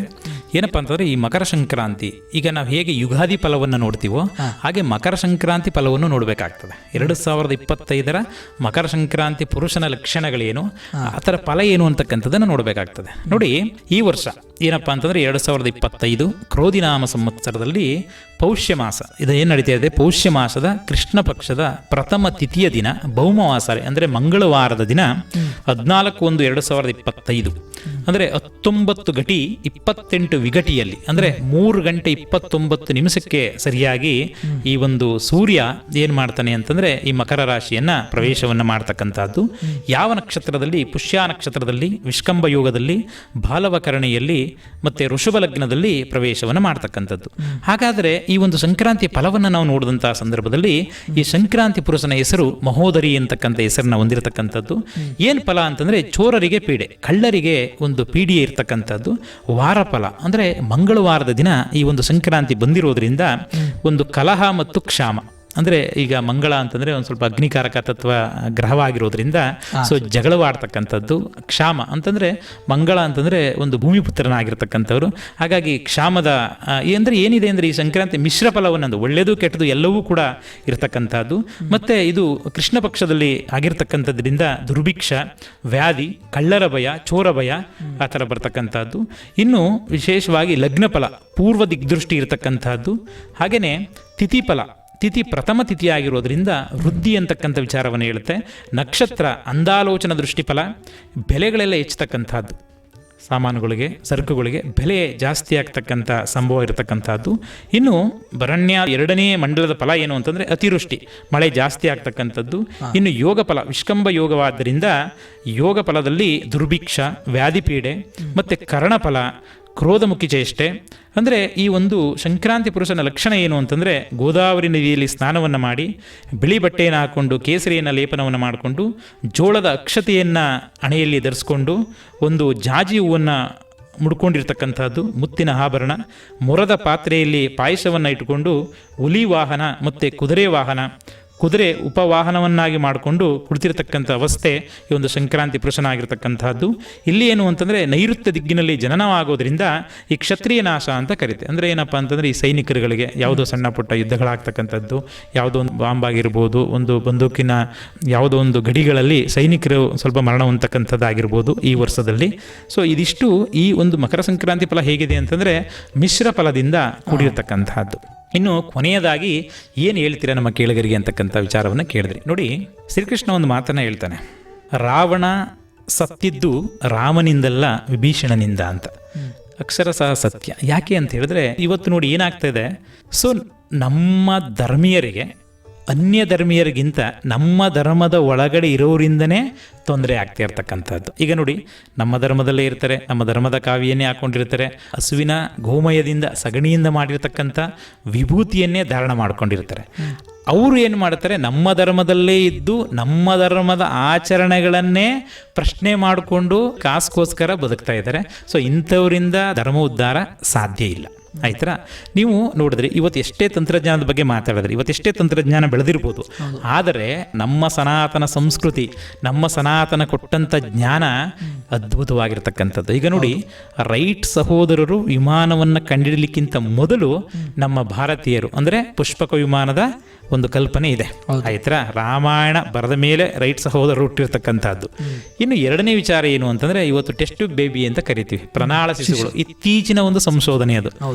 ಗಾಂಧಾರಿಗೆ ಹುಟ್ಟಿದ 101 ಮಕ್ಕಳು ಕೂಡ ಪ್ರಣಾಳ ಶಿಶುಗಳೇ. ಆಯ್ತಾ? ಸೊ ಹನುಮಾನ್ ಚಾಲೀಸಲ್ಲಿ ಹೇಳ್ತಾರೆ ಸೂರ್ಯ ಮತ್ತು ಭೂಮಿಗೆ ಇರತಕ್ಕಂಥ ಅಂತರ ಎಷ್ಟು ಅಂತ. ಸೊ ಋಷಿಮುನಿಗಳು ಏನು ಮಾಡ್ತಾ ಇದ್ರು ಅಂತಂದರೆ ಅವರು ಹಾಕಿರ್ತಕ್ಕಂಥ ಲೆಕ್ಕಾಚಾರವನ್ನು ನೋಡಿ, ಈ ಒಂದು ಗ್ರಹಣದ ಸಮಯ ಆಗಿರ್ಬೋದು, ಈ ಒಂದು ಸೂರ್ಯ ಒಂದು ಗ್ರಹಗಳ ಸಂಚಾರದಾಗಿರ್ಬೋದು, ನಿಖರವಾದಂಥ ಲೆಕ್ಕವನ್ನು ಹಾಕಿದ್ರು. ನಮ್ಮ ಭಾರತೀಯರು ಏನಾದರೂ ಶೂನ್ಯವನ್ನು ಜಗತ್ತಿಗೆ ಕೊಡಲಿಲ್ಲ ಅಂತಂದರೆ ಇವತ್ತೇನು ನೀವು ರಾಕೆಟ್ ಸೈನ್ಸ್ ಅಂತ ಕರಿತೀರಿ ಅದನ್ನು ಕ್ಯಾಲ್ಕುಲೇಷನ್ ಮಾಡಲಿಕ್ಕೆ ಸಾಧ್ಯವಾಗ್ತಿರ್ಲಿಲ್ಲ. ಅಷ್ಟು ಅದ್ಭುತವಾದಂಥ ಕೊಡುಗೆಗಳನ್ನ ಭಾರತರು ಏನು ಈ ಒಂದು ಪ್ರಪಂಚಕ್ಕೆ ಕೊಟ್ಟಿದ್ದಾರೆ. ಒಂದು ನಮ್ಮ ಋಷಿಮುನಿಗಳು ಅಲೆಕ್ಸಾಂಡರ್, ನೆಪೋಲಿಯನ್ ಬೋನೆಪಾಟೆ ಥರ ಏನಾದರೂ ಜಗತ್ತನ್ನು ಗೆಲ್ಲಬೇಕು ಅಂತ ಹೊರಟಿದ್ರೆ ಯಾವತ್ತೋ ಗೆಲ್ತಾ ಇದ್ರು. ಯಾಕೆಂದರೆ ಅವ್ರಿಗೆ ಒಂದು 5-6 ವಿದ್ಯೆ ಗೊತ್ತಿತ್ತೇನೋ, ನಮಗೆ 60 ವಿದ್ಯೆಗಳಲ್ಲಿ ಪಾರಂಗತರಾಗಿದ್ದರು ಋಷಿಮುನಿಗಳು. ಅವರ ಉದ್ದೇಶ ಏನು ಅಂತಂದರೆ, ಸೊ ಹೊರ ಜಗತ್ತನ್ನು ಗೆಲ್ಲೋದು ದೊಡ್ಡದಲ್ಲ, ಸೊ ನನ್ನನ್ನು ನಾನು ಗೆಲ್ಲಬೇಕು, ಅದು ಮುಖ್ಯವಾಗಿರ್ತಕ್ಕಂಥದ್ದು. ಸೊ ಆ ನಿಟ್ಟಿನಲ್ಲಿ ಸಾಕಷ್ಟು ಕೊಡುಗೆಗಳನ್ನು ನಮ್ಮ ಋಷಿಮುನಿಗಳು ಜಗತ್ತಿಗೆ ಕೊಟ್ಟಿದ್ದಾರೆ. ಮತ್ತು ನಮ್ಮ ಧರ್ಮದಲ್ಲಿ ಅತ್ಯದ್ಭುತವಾಗಿದೆ. ಸೊ ವೇದದಲ್ಲಿ ಜ್ಞಾನದಿಂದ ವಿಜ್ಞಾನವೇ ಹೊರತು ವಿಜ್ಞಾನದಿಂದ ಜ್ಞಾನ ಅಲ್ಲ. ಹಂಗಂತೇಳಿ ಹಿಂದೂ ಧರ್ಮದಲ್ಲಿ ಇರ್ತಕ್ಕಂಥದ್ದು ಎಲ್ಲದೂ ಸರಿ ಅಂತ ಹೇಳ್ತಾ ಇಲ್ಲ. ಅದರಲ್ಲೂ ಕೆಲವೊಂದನ್ನು ಏನು ಮಾಡಬೇಕಾಗತ್ತೆ, ಕೆಲವೊಂದು ಕಾಲಘಟ್ಟದಲ್ಲಿ ಋಷಿಮುನಿಗಳು ಒಳ್ಳೆಯದನ್ನೇ ಕೊಟ್ಟಿರ್ತಾರೆ. ಸೊ ಕಾಲಘಟ್ಟದಲ್ಲಿ ಕೆಲವೊಂದು ಬದಲಾವಣೆಗಳಾಗಿರ್ತವೆ, ಅವುಗಳನ್ನೆಲ್ಲ ತಿದ್ಕೊಳ್ಳೋಣ. ಈ ಹಿಂದೂ ಧರ್ಮದ ಆಚರಣೆಗಳೇನಿದೆಯಲ್ಲ, ಹಬ್ಬದ ಆಚರಣೆಗಳು, ಅವು ಒಳ್ಳೆಯ ಸಂಸ್ಕಾರವನ್ನು ಕೊಡ್ತಕ್ಕಂಥವು. ಈಗ ನಾನು ಹೇಳ್ತಕ್ಕಂಥದ್ದು ಏನು ಅಂತಂದರೆ, ಕೇಳುಗರಿಗೆ ನಿಮ್ಮ ಮಕ್ಕಳಿಗೆ ಒಳ್ಳೆಯ ಸಂಸ್ಕಾರಗಳನ್ನು ಕೊಡಿ, ಅದೇ ನೀವು ಕೊಡ್ತಕ್ಕಂಥ ದೊಡ್ಡ ಆಸ್ತಿ. ಪ್ರತಿಯೊಂದು ಹಬ್ಬವನ್ನು ಕೂಡ ನೀವು ಅರ್ಥಪೂರ್ಣವಾಗಿ ಆಚರಣೆಯನ್ನು ಮಾಡಿ. ಸೊ ಅಂತ ಹೇಳ್ತಾ ಎಲ್ಲರಿಗೂ ಕೂಡ ಜನಧ್ವನಿ ಕೇಳುಗರಿಗೆ ಮತ್ತೊಮ್ಮೆ ಒಂದು ಕ್ರೋಧಿನಾಮ ಸಂವತ್ಸರದ ಮಕರ ಸಂಕ್ರಾಂತಿಯ ಶುಭಾಶಯಗಳನ್ನು ಕೋರ್ತಾ ಇದ್ದೀನಿ. ಎಲ್ಲರಿಗೂ ಕೂಡ ಒಳ್ಳೆಯದಾಗಲಿ. ಧನ್ಯವಾದಗಳು. ಭಾಳ ಸಂತೋಷ ಸರ್. ಇಷ್ಟೊತ್ತು ನಮ್ಮ ಮಕರ ಸಂಕ್ರಾಂತಿ ಹಬ್ಬದ ವಿಶೇಷ ಕಾರ್ಯಕ್ರಮದಲ್ಲಿ ತಾವು ಭಾಗವಹಿಸಿ ಈ ಮಕರ ಸಂಕ್ರಾಂತಿ ಹಬ್ಬದ ಹಿನ್ನೆಲೆ ಆಗಿರ್ಬೋದು, ಇದಕ್ಕಿರುವಂಥ ಪೌರಾಣಿಕ ಹಿನ್ನೆಲೆ, ಇದರ ಆಚರಣೆಯ ವಿಶೇಷತೆ ಆಗಿರ್ಬೋದು, ಹಾಗೆಯೇ ಈ ಹಬ್ಬವನ್ನು ಆಚರಣೆ ಮಾಡೋದ್ರಿಂದ ಏನೆಲ್ಲ ಫಲವನ್ನು ನಾವು ಪಡ್ಕೊಳ್ಬೋದು ಅನ್ನೋ ಕುರಿತು ಒಟ್ಟಾರೆಯಾಗಿ ಈ ಮಕರ ಸಂಕ್ರಾಂತಿ ಹಬ್ಬದ ಸಮಗ್ರ ಮಾಹಿತಿಯನ್ನು ನಮಗೆ ಹಾಗೂ ನಮ್ಮ ಕೇಳುಗರಿಗೆ ಇಂದಿನ ಕಾರ್ಯಕ್ರಮದಲ್ಲಿ ತಾವು ಭಾಗವಹಿಸಿ ನಮ್ಮ ಜೊತೆ ಹಂಚಿಕೊಂಡಿದ್ದಕ್ಕೆ ತಮಗೆ ತುಂಬ ಹೃದಯದ ಧನ್ಯವಾದಗಳನ್ನು ತಿಳಿಸೋದಕ್ಕೆ ಇಷ್ಟಪಡ್ತೀವಿ ಸರ್. ಈ ಒಂದು ಜನಧ್ವನಿ ಸಮುದಾಯ ಬಾನುಲಿ ಕೇಂದ್ರ ಅತ್ಯುತ್ತಮವಾದ ಕೆಲಸಗಳನ್ನು ಮಾಡ್ತಾ ಇದೆ. ಸೊ ಇದೊಂದು ಹಬ್ಬದ ವಿಚಾರಗಳೆಲ್ಲ ನಾನು ಪ್ರತಿದಿನ ಇದನ್ನು ಕೇಳ್ತಾ ಇರ್ತೀನಿ. ಒಳ್ಳೊಳ್ಳೆ ಒಂದು ಆರೋಗ್ಯಕ್ಕೆ ಸಂಬಂಧಪಟ್ಟಂಥ ಸಮುದಾಯಕ್ಕೆ ಸಹಕಾರ ಇರತಕ್ಕಂಥ ಎಲ್ಲ ಕಾರ್ಯಕ್ರಮಗಳು ತಾವು ನಡೆಸ್ಕೊಡ್ತಾ ಇದ್ದೀರಾ.